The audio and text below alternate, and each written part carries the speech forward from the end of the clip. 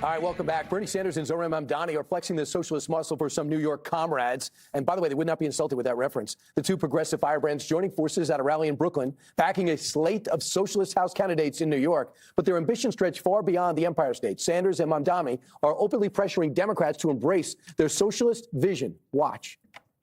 What the mayor is doing here should be done all over this country. That is the message reverberating all across this country in small towns and large cities. Now, people often ask me what I think of the state of the Democratic Party. This slate here today is our answer. The Democratic Party must change. We need a Democratic Party with backbone. A Democratic Party that offers an affirmative agenda without apology. Kayleigh, after the last election in 2024, I thought we would see a Democratic Party that would move closer to the center overall, collectively, and have somebody with charisma and military background. That's what I thought you learned from it.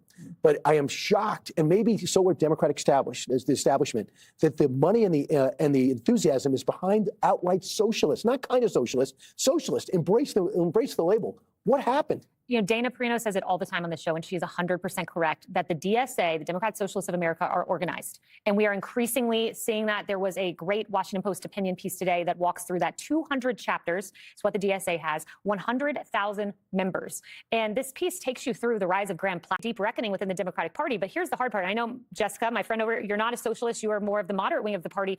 But the party as a whole is representative of the socialist viewpoint. And you can look at this polling. Harry Enten put some of it together. MU Law, credible poll. What you see in that poll is Democrats, socialists have a net favorability within the Democratic Party of plus 17. Congressional Democrats plus 4. So that wing of the party is winning out. And that's not the only poll. You look at Gallup, where capitalism had a plus 1 favorability among Democrats in 2010. Now socialism has a plus 24 advantage over capitalism today. So Democrats have to oust this part of their party or embrace it or cater to it. But it is a real problem that they have when the base of their party is so in step with an ideology that has failed wherever it's been tried. Cuba, the Soviet Union, and the list goes on. So I cannot wait, Jessica, to see what you have to say, because my gut feeling would be, if they told me this is the scenario in 2026 after 24, I would say, well, if the socialists do rise, Pelosi, Jeffries, Schumer, Dick Durbin, they would push back. They'd have a few press conferences and say, no, Janet Mills is the establishment, which, by the way, Schumer was for. They tried. Right. So, why wouldn't they use their political power and their street smarts and their savvy to push back in their own party?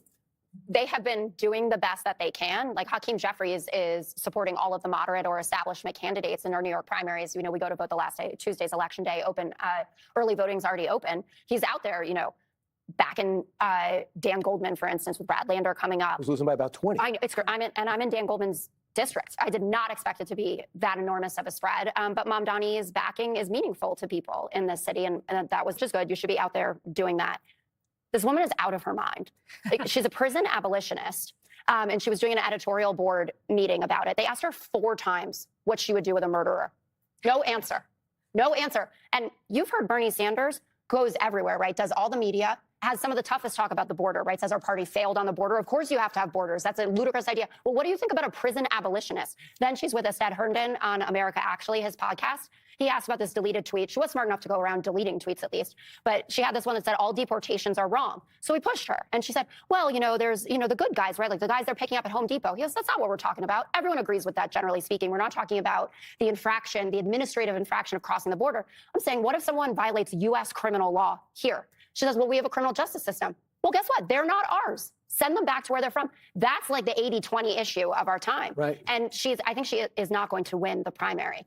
But something like that, you have to be even more forceful than just saying, you know, yeah, we should talk about Medicare for all or something.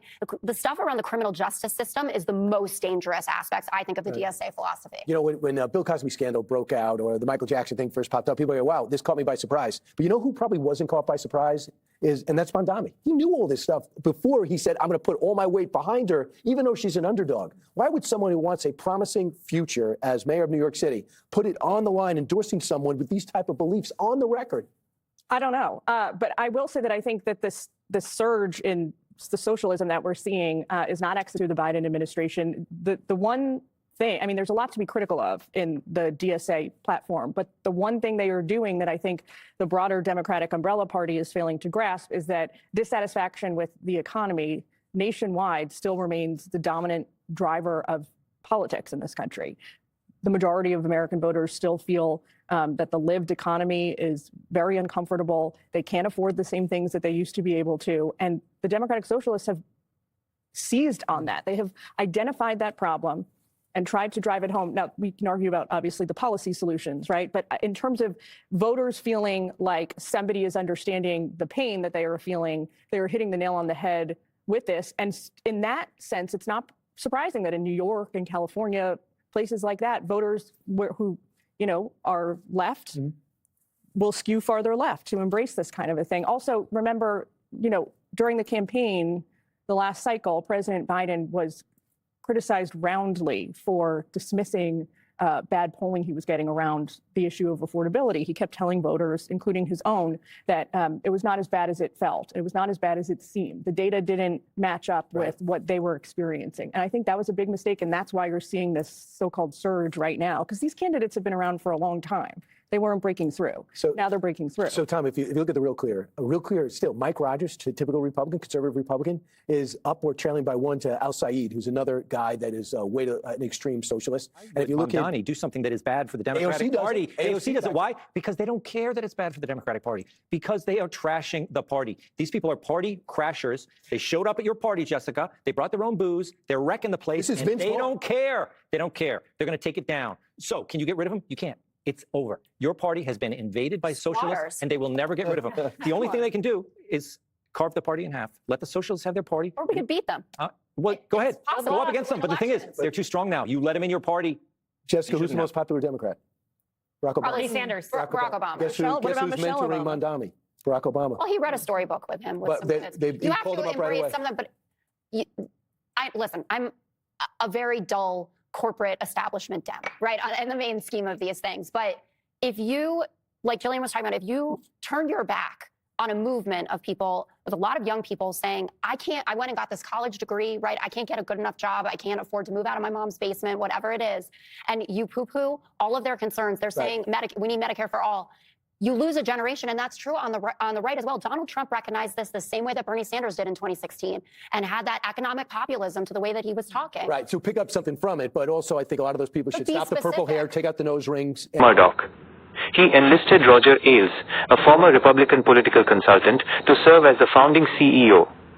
Purpose: it was created as an alternative to what Murdoch perceived as a liberal bias in mainstream media, aiming to provide a different perspective and cater to a more conservative audience. Content: the network combines traditional news reporting with a heavy focus on personality-driven opinion and commentary. It is known for its high-energy visual style and celebrity-like on-air personalities. Market position: for over 2 decades, it has consistently been one of the most watched cable news networks in the United States. Its primary demographic consists of conservative-leaning viewers and older Americans. Reputation and criticism: political alignment. Fox News is widely recognized for its strong alignment with the Republican Party and conservative political figures. Critics frequently argue that it functions as a broadcasting arm for the Republican Party, while supporters view it as a necessary counterbalance to other major news outlets. Controversies: the network has faced significant scrutiny throughout its history, including allegations of biased reporting, false claims, and internal scandals such as those involving sexual harassment.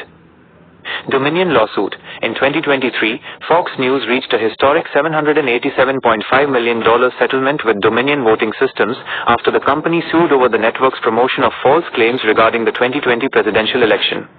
Organization: headquarters, 1211th Avenue of the Americas, New York City. Leadership: as of 2026, the company operates under Fox News Media, with Suzanne